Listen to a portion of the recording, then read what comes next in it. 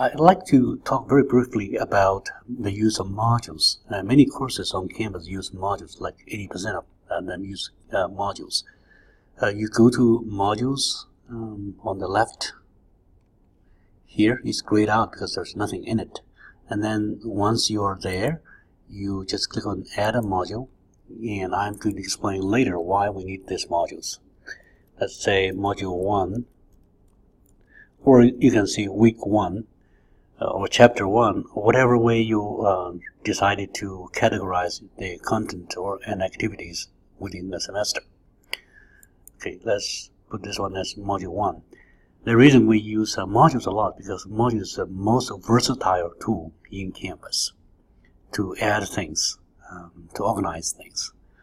Once you have Module 1 created, click on the plus button here. You can add assignments.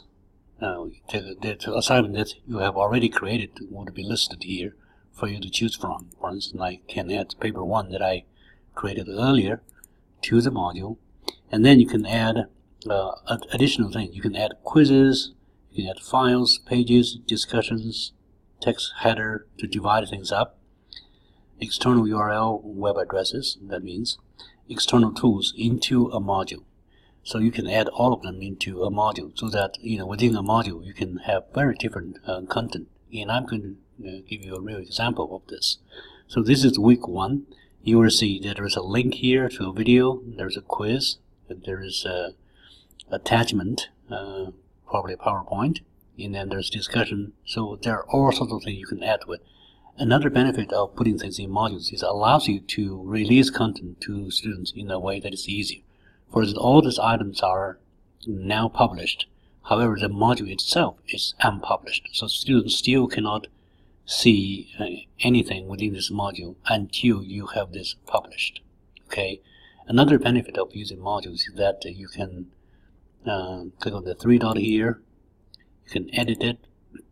You can add requirements for them. So you want them to, for the video, they need to view them. They need to mark that they have viewed them. And you can add additional requirements for this quiz 1. They have to score at least, let's say, 4 points out of 5 in order to pass this module. And you can keep adding additional requirements for the module. I want them to read this file, view this item. Okay. And I add additional requirements. Attendance quiz, they should submit the assignment.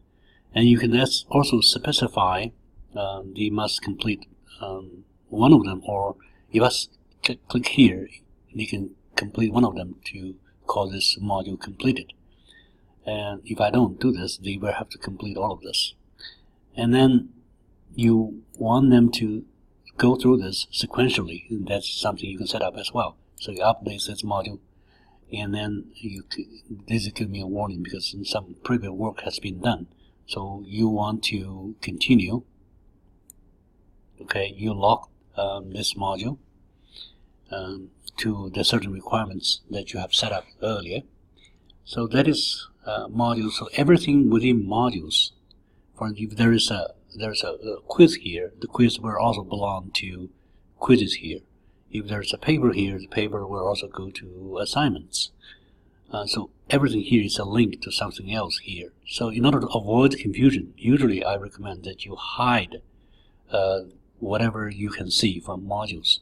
So you go to settings here. You go to navigation. You see, typically I recommend people just keep module, grades, attendance, people, announcements, and everything else can be found from within the module.